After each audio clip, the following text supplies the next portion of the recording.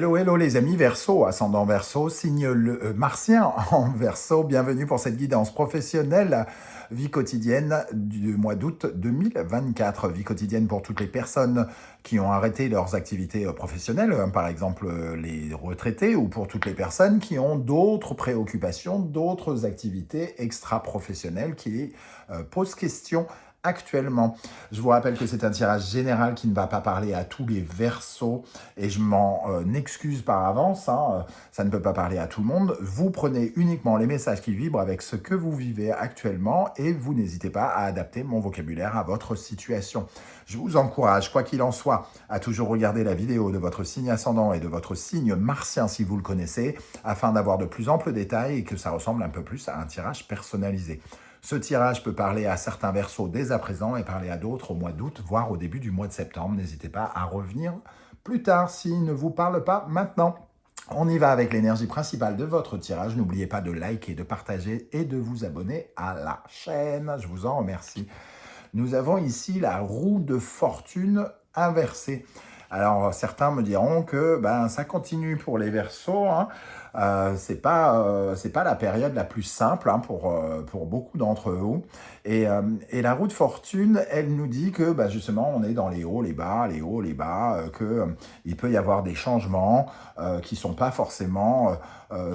alors, c'est pas qu'ils sont forcément désagréables, c'est que ce sont des changements que l'on nous impose ou qui s'imposent à nous et qui font que ça crée une certaine forme d'instabilité.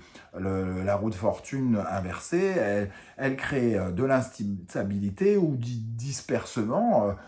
Ça va dans tous les sens, on va dans tous les sens. Alors soit ça a tendance à faire qu'on a tendance à laisser tomber, à laisser aller.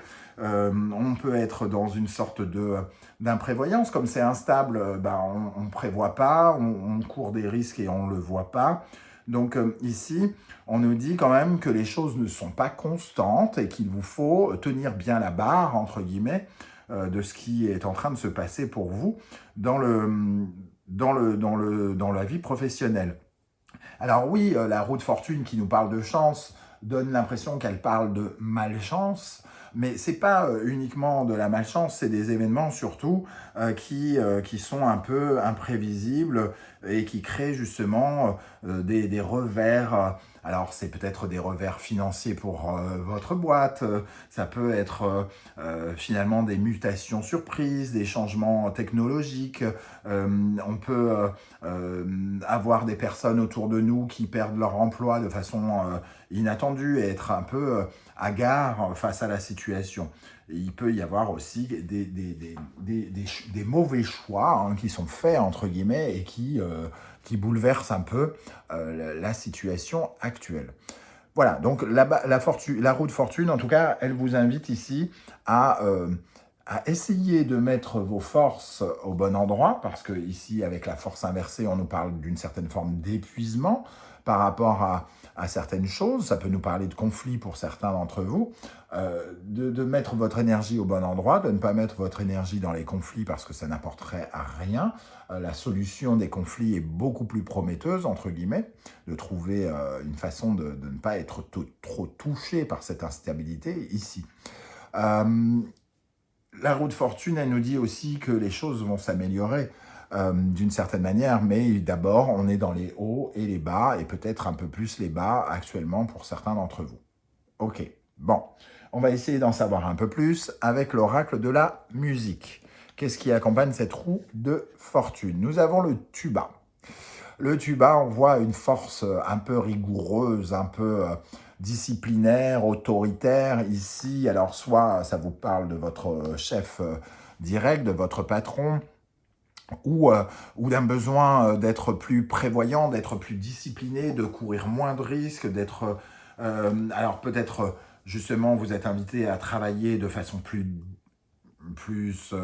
alors j'allais dire discipliné, vous n'êtes pas non plus des esclaves, d'être plus pointilleux, d'avoir plus de méthodologie, d'être plus, de faire attention peut-être plus aux usages, d'être moins, peut-être moins dans la liberté et plus dans le respect des règles, de ne pas laisser les choses, de ne rien laisser au hasard, d'analyser avec attention les choses, justement pour ne pas subir cette roue de fortune inversée, par exemple. Après, si ça concerne votre patron, entre guillemets, et que ça nous parle d'un patron un peu autoritaire qui impose des mesures, des changements ici qui sont pas plaisants, malheureusement, vous ne pouvez, entre guillemets, rien y faire, sauf que d'amortir le choc et de prendre sur vous, ne pas mettre votre énergie dans des conflits, dans des énergies de combat au mauvais endroit. Vos objectifs restant les mêmes, restez focus sur vos objectifs, quoi qu'il en soit.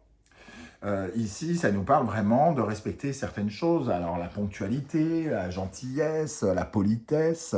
Si vous êtes dans une énergie de conflit avec quelqu'un, ça ne va pas vous aider que de cracher sur cette personne dans le bureau, quoi. Évidemment. Voilà comment je ressens déjà ces deux premières énergies. On va regarder avec le Wandering Star Staros qui peut ressortir pour les Verseaux, ascendant Verseau, signe martien en Verseau dans le domaine professionnel en août 2024 avec la roue de fortune inversée et le tuba. Ok, il faut peut-être relever les manches par rapport à ça.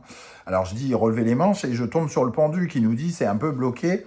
La situation est faite d'obstacles ici et on vous invite avec le pendu à changer un peu votre vision des choses. Alors oui, il faut accepter les événements tels qu'ils arrivent, surtout quand on n'a pas de propension à les changer nous-mêmes. C'est-à-dire que on ne peut pas être calife à la place du calife. À un certain moment, si on est par exemple employé, ce n'est pas nous qui changeons les règles. Si elles sont changées, à nous de voir si elles sont acceptables, si elles ne sont pas acceptables. Mais en tout cas, il faut accepter la situation pour savoir un peu comment la gérer avec ce pendu. Ok, une deuxième énergie ici. Oh, celle-ci, elle voulait venir, je la prends. L'impératrice. Alors, ça nous parle de communication. Ça nous parle d'essayer de trouver justement une direction qui soit plus dirigée vers la réussite, nourrir les choses pour qu'elles soient évolutives, pour qu'elles nous permettent de progresser. Quelque part, c'est le but de l'impératrice. Quitte à discuter, quitte à faire des démarches. Ici, il y a peut-être des démarches, alors soit disciplinaires, j'allais dire. Si c'est quelqu'un qui pose problème et que c'est vous le dirigeant, peut-être qu'il y a des démarches plus disciplinaires à faire. Ou dans le sens inverse, il y a peut-être le besoin de parler, d'exprimer quelque chose ici, dans une certaine forme pour instaurer des règles ou pour que les règles soient respectées, pour pas que ces changements vous affectent de façon prolongée, par exemple, s'il y a des changements impliquant la direction.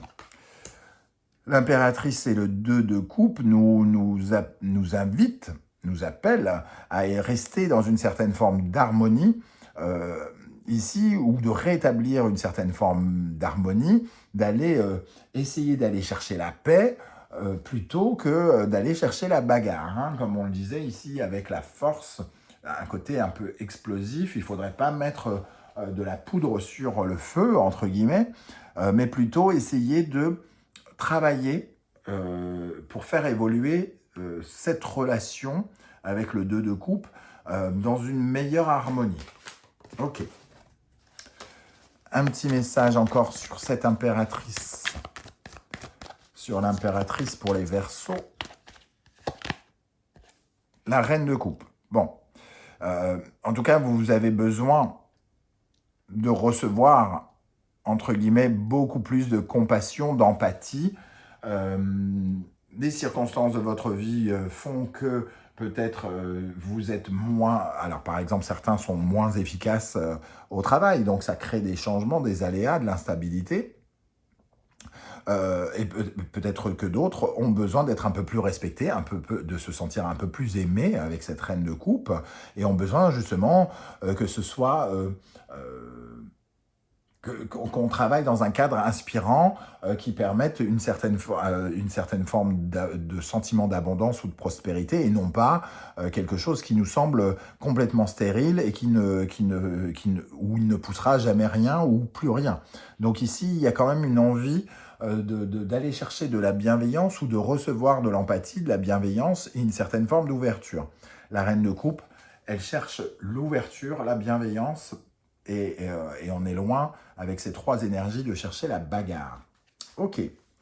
On va regarder avec l'oracle du soleil levant. Je vous rappelle que vous pouvez retrouver les différentes références des oracles et tarots que j'utilise dans la barre d'infos, notamment l'oracle de la musique que j'ai créé. Vous trouverez d'ailleurs une vidéo de présentation que j'ai créée pour que vous puissiez le découvrir plus en détail. Et vous trouverez également les différents liens des guidances que j'ai effectuées pour votre signe, quelle est la bonne surprise qui vous attend en août, la guidance générale, la guidance sentimentale, les messages que vos guides cherchent à vous transmettre et une guidance du second semestre. Bon, j'en ai fait des vidéos pour vous, les amis Verseau.